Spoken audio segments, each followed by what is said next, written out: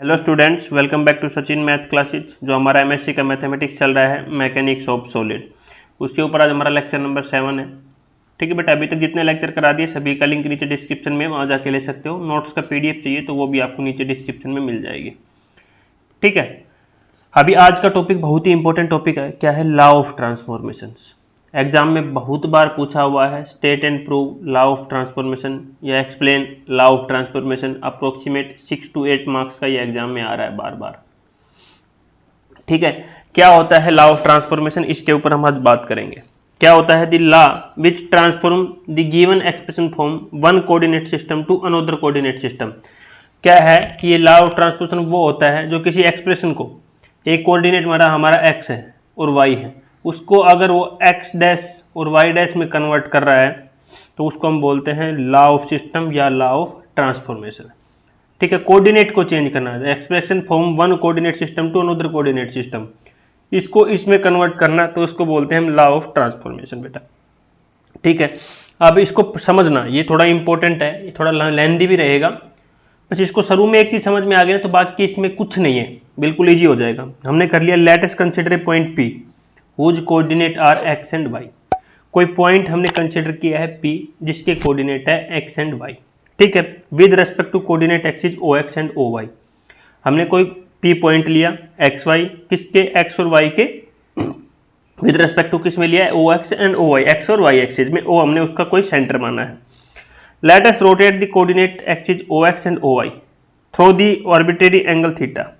ठीक है, इसको रोटेट किया थीटा के, and new coordinate OX dash and OY dash.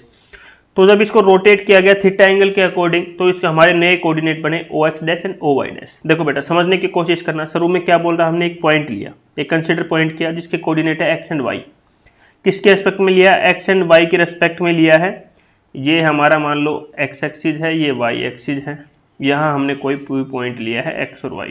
ठीक है बेटा, उसके बाद क्या बोला? We rotate the coordinate x and y। ये बोल रहा है कोई x और y हमने इनको रोटेट किया है, किसकी रेस्पेक्ट में? एंगल थीटा की रेस्पेक्ट में, जो कि हमारे नए कोऑर्डिनेट क्या होंगे? x dash and y dash. ठीक है, अभी चलते पूरा डायग्राम के ऊपर, डायग्राम समझाता हूं आपको। पहले डायग्राम बहुत ही इंपॉर्टेंट है, यहां समझो हमारा क्या दिया हुआ है बेटा। पहले डायग्राम यहां समझा देता हूं मैं आपको। हमें ये लिया, ये x कोऑर्डिनेट, ये y कोऑर्डिनेट बेटा। ठीक है, यहां पे हमने कोई पॉइंट P लिया जो मैंने अभी आपको बताया, x और y। ठीक है, यहां तक किसी को समझ में नहीं आया तो बताओ मेरे को। फिर हमने कोई एक नया कोऑर्डिनेट एंगल थीटा से करवाया है, ये हमने क्या लिया? x डैश लिया बेटा, बदला ना उसने, एक x डैश, और एक हमने क्या लिया बेटा? y डैश लिया। ठीक है, ये किसके एंगल, किसके रेस्पेक्ट में करवाया? इसने थीटा की रेस्पेक्ट में करवाया बेटा। यहां तक किसी को समझ में नहीं आया हो तो मेरे को बता सकता है। ठीक है, थीटा की रेस्पेक्ट में करवाया था हमने यहाँ पे, इतना तो बिल्कुल कॉमन समझ में आ गया। अब ये क्या बोल रहा है? ये x एक्सिस है, ये y एक्सिस है, ये P पॉइंट है। इस P पॉइंट को ड्रॉ कर दो, नीचे वाली लाइन से टच कर दो। ये हमने पॉइंट M ले लिया। ठीक है, और ये नया कोऑर्डिनेट जा रहा है, इस पे भी इसको ड्रॉ कर दो। इसको ड्रॉ किया तो ये हमने L ले लिया, और इस लाइन को यहाँ पे मिला दो, तो ये हमने S हो गया। ठीक है बेटा, अब इसको समझने की कोशिश करना, बहुत ही इंपॉर्टेंट है। ये O पॉइंट था, ये O पॉइंट है, ये M हो गया, ये S हो गया, ये L हो गया। ठीक है, इस पॉइंट को भी कुछ भी नाम दे लो जो आपका मन करे, जड़ दे दो, जो ऐड से जो कट मन करे। ये थीटा एंगल है, ये 90 हो गया, 90 का डिग्री का एंगल दिख रहा है, तो ये कितना हो जाएगा बेटा? 90 माइनस थीटा। कैसे होगा? एक एंगल 90 डिग्री का है, एक हमें थीटा दिया हुआ है, और ट्राइंगल के 3 एंगल का सम कितना होता है? 180 होता है। तो x की वैल्यू यहां से निकालेंगे तो क्या जाएगा? इसको हमने क्या मान लिया? हमने x मान लिया। बता रहा हूं 90 माइनस थीटा कैसे आया। तो x is equal to 180 minus 90 minus theta, तो x इज इक्वल टू क्या आ गया? 90 माइनस थीटा। ठीक है बेटा, और ये 90 माइनस थीटा है तो ये भी क्या आएगा? 90 माइनस थीटा ही आएगा। क्यों? क्योंकि ये क्या है? वर्टिकली अपोजिट एंगल है। ये एंगल समझ आ रहा हूं क्योंकि बाद में भी सारे काम आएंगे हमारे। ठीक है बेटा, जब ये थीटा है तो यहां से ये पूरा एंगल कितना बेटा? 90 है, तो थीटा ये हो गया, तो ये कितना एंगल बच गया? 90 माइनस थीटा, ये वाला एंगल ओनली। पूरा एंगल 90 का है, ये थीटा है, जब ये इतना एंगल निकालना तो ये कितना हो जाएगा? 90 माइनस थीटा हो जाएगा हमारा। अभी हमारी ये M हो गया, यहां से लेके और यहां तक की दूरी हमारी कितनी है? x है। यहाँ P से लेके और यहाँ M तक की वैल्यू हमारी कितनी है, y है। ठीक है बेटा, ये हमें बताना था, ये सारी चीज़ें मैंने यहाँ पर आपको बता दी है। ये इंपॉर्टेंट था ये डायग्राम, यही डायग्राम यहाँ पे मैंने एज इट इज बनाया हुआ है। ठीक है बेटा, ये डरना नहीं है आपको कहीं पर भी। ठीक है, अब आगे क्या बोला, हमारा एम क्या है, हमें प्रूव क्या करना है, एक्स वाई को किस में टर्म में, एक्स डैश वाई डैश की। मैंने बताया कोऑर्डिनेट को चेंज करना ही हमारा लॉ ऑफ ट्रांसफॉर्मेशन कहलाता है। तो मैं एक्स वाई की टर्म को एक्स डैश वाई डैश की टर्म में रिप्रेजेंट करना है। तो अभी तो मैं आपको सब कुछ बता देता हूं। ओ एल क्या है, यहाँ पे हमारा ओ ये पॉइंट है और एल ये पॉइंट है। इसकी दूरी क्या है बेटा, एक्स डैश है। पी एल है, पी ये है और एल कहाँ पे है, ये है। ये पी एल कितना है हमारा, वाई डैश है। ये लिख के रखो सारी चीज। ओ एम हमने मैंने पहले बता दिया, ओ एम की क्या है, एक्स है हमारा। पी एम, पी से लेके एम तक मैंने आपको बता दिया था, हमारा क्या है बेटा, वाई है। ठीक है, अभी हमें पता है we know that angle between two lines same as angle between their perpendiculars. ये मैं ऑलरेडी आपको बता चुका, थीटा 90 माइनस थीटा, ये सारी चीजें मैं रामायण आपको बता चुका हूँ बेटा। बताया ना मैंने, ये कितना आ जाएगा 90 माइनस थीटा, ये कितना है 90, ये कितना vertically opposite angle 90 minus theta. यही सारी चीजें इस लाइन के अकॉर्डिंग बोलना चाह रहा है। अब बेटा इसको ध्यानपूर्वक समझना आगे। अब मेन काम हमारा यहाँ पे कंप्लीट हो गया है। एग्जाम में आपको ये इतना डायग्राम बना के दिखाना है, ये एंगल सब आपको करके दिखाने हैं। ठीक है, यहाँ पे ये हमारा पॉइंट P हो गया है। ठीक है, ये आपको एग्जाम में ये इतना डायग्राम बना के दिखा रहा है। एग्जाम में डायग्राम को देखते समझ जाएगा, आपने ज्यादा पढ़ा हुआ है। आगे देखो, ये पूरा मैंने रफली यहाँ पे पढ़ाई दिया है बेटा, कौन कैसे क्या क्या चीज आई है।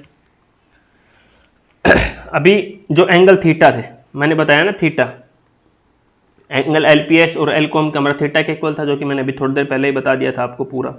अब ये क्या बोला बेटा, ओ एम। देखो अभी चलते हैं यहाँ पे, ये बोल रहा है in triangle O L N, O L N, इसमें हमारा ओ एम किसके इक्वल है, ओ एम किसके इक्वल है। अगर ओ एम निकाले तो क्या आ जाएगा हमारा, ओ एम की वैल्यू निकाले तो क्या आएगा, ओ एन में से अगर हम एम एन माइनस कर दे, पूरी में से अगर ये माइनस कर दे तो हमारे पास ये बच जाएगा।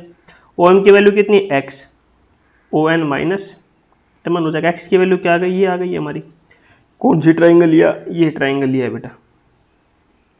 इस ट्राइंगल से हमें ओ एम की वैल्यू निकाली, यहां से लेके यहां तक की वैल्यू निकालनी है। तो कैसे निकालोगे, इस पूरी में से, यहां से लेके इसमें से हम एम एन माइनस कर दे तो हमारा ओ एन आ जाएगा, ओ एम आ जाएगा। और ये हमारा एक्स के इक्वल था, इसकी वैल्यू क्या है, एक्स थी, तो x is equal to O N minus M N आ गया। यही आगे मैंने लिखा हुआ है, O N minus M N. अब ये क्या बोल रहा है, therefore M N is equal to S L. देखो ये कैसे है, एम एन, ये हमारा एम एन है, ये किसके इक्वल है, एस एल। भाई बिल्कुल सही बात है, ये हमारा इसके इक्वल भी है, कोई डाउट नहीं है इसमें। देखने से, डायग्राम देखने से पता चल रहा है ये इसके इक्वल होगा ही होगा। तो इसने एम एन की जगह क्या पुट कर दिया, एस एल पुट कर दिया, इसको इक्वेशन नंबर 1 नाम दे दिया। अभी हमारी दो ट्राइंगल है, ट्राइंगल ओ एन एल मैंने अभी बोला,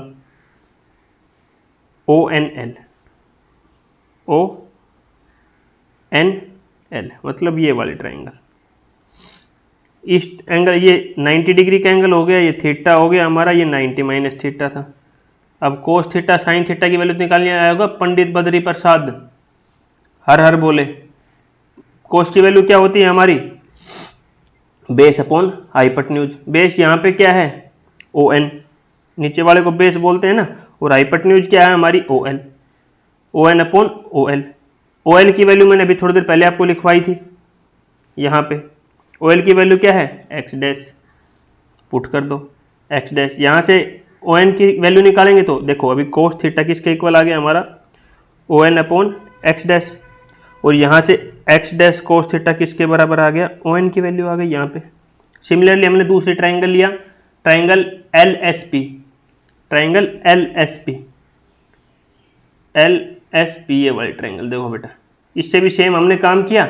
और यहाँ से हमें किसकी वैल्यू निकालनी है, साइन थीटा की, परपेंडिकुलर पर हाइपोटेन्यूज, यहाँ से हमारी एस एल की वैल्यू आ जाएगी।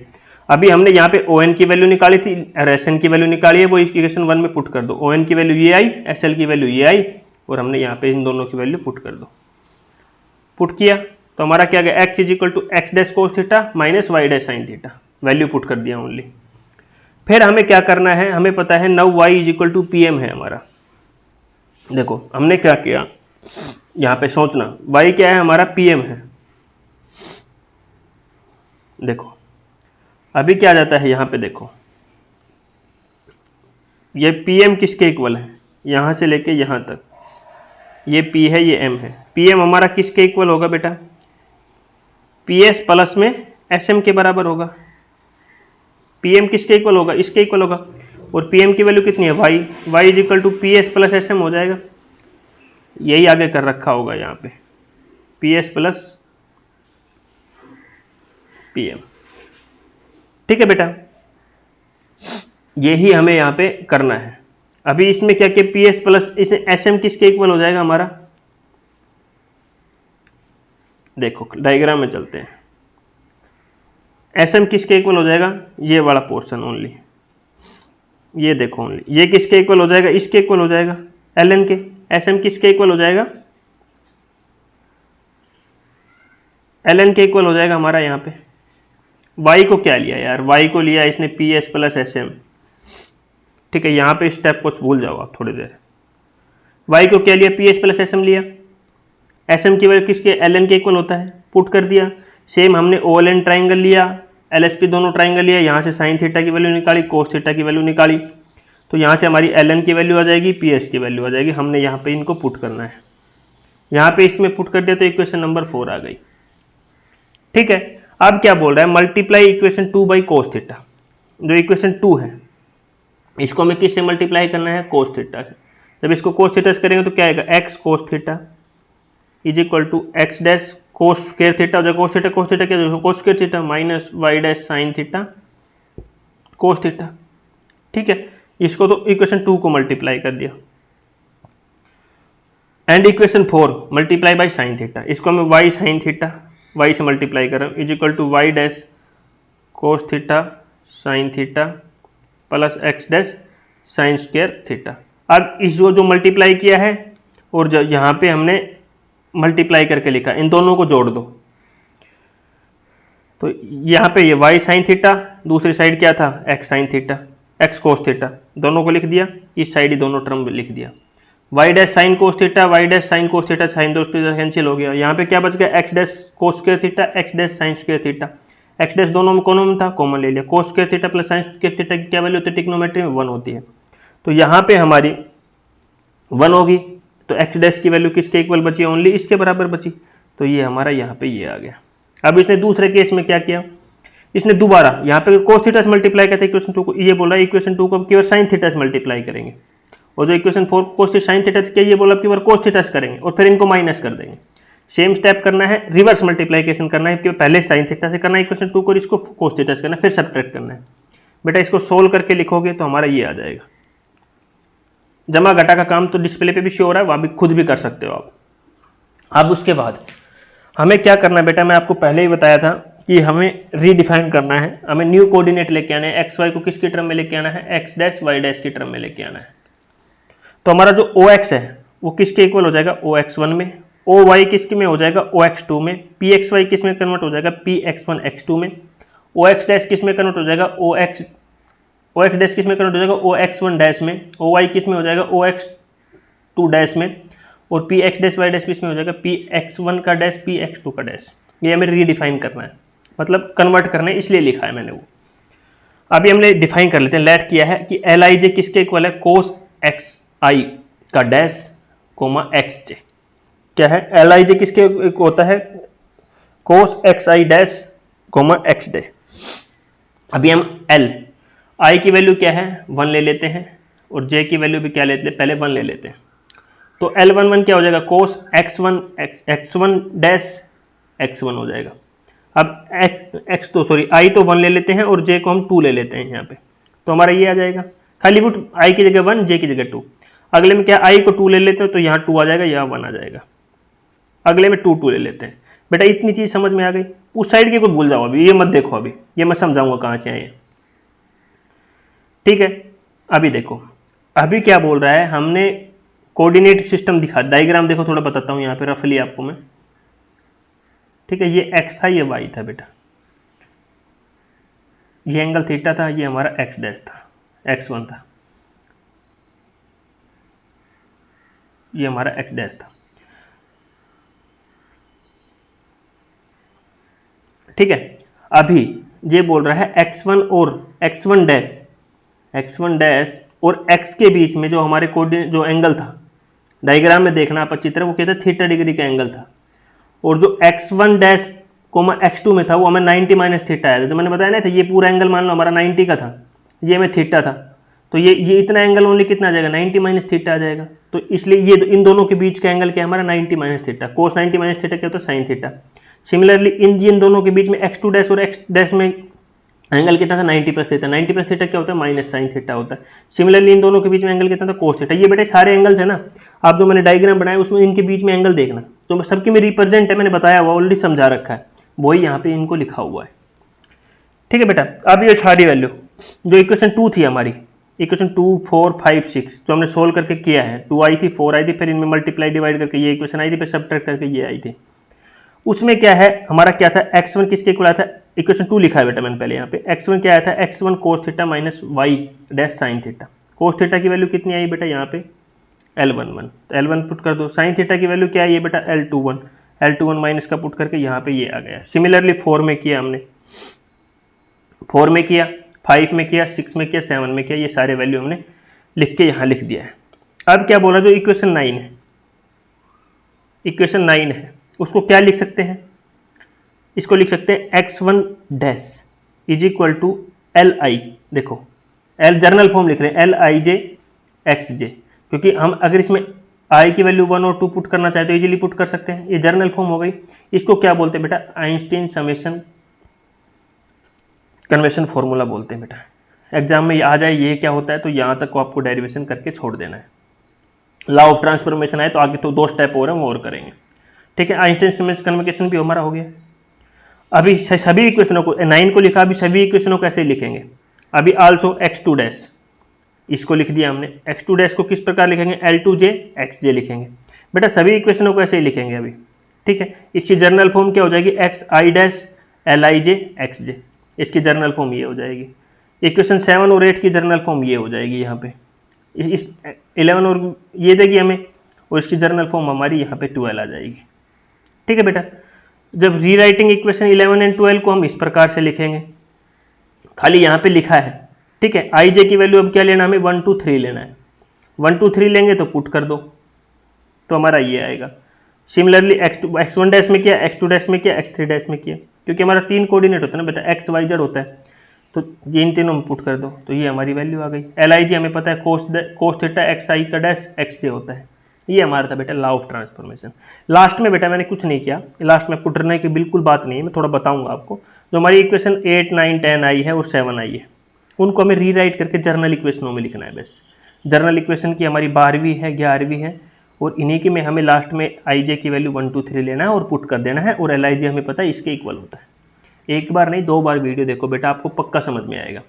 और छोटी सी न्यूज़ और बता देता हूँ, अगर आपको MSc का किसी भी यूनिवर्सिटी का वीडियो लेक्चर चाहिए, प्लस उसके नोट्स चाहिए, plus previous year question paper का सॉल्यूशन चाहिए, तो RS 100 रुपीज़ में टेलीग्राम चैनल पे अवेलेबल है, जाके ले सकते हो। अभी तक 10 मैथ के नोट्स मैंने अवेलेबल करा दिए हैं। Ordinary differential equation, partially differential equation, integral equation, mechanics of solid जो हमारा चल रहा है, फ्लूइड मैकेनिक्स एंड सिम्शियोलॉजी, उसके बाद एडवांस एब्स्ट्रैक्ट अलजेब्रा।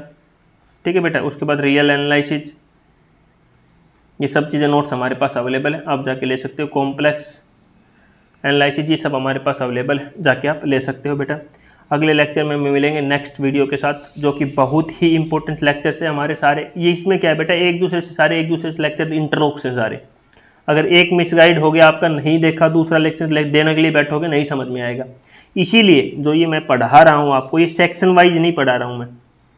क्या है, पहले मैं क्या सेक्शन वाइज पढ़ाता था हर यूनिवर्सिटी का, अब सेक्शन वाइज इसलिए नहीं पढ़ा रहा क्योंकि ये मैथ एक दूसरे से इंटरलॉकर आपके सेक्शन उल्टे सीधे दिए हुए हैं, तो इसलिए मैं ये डायरेक्ट करा रहा हूँ ये। ठीक है, तो वीडियो अच्छी लगे तो वीडियो को लाइक करना, शेयर करना और चैनल को सब्सक्राइब जरूर करना। Thank you.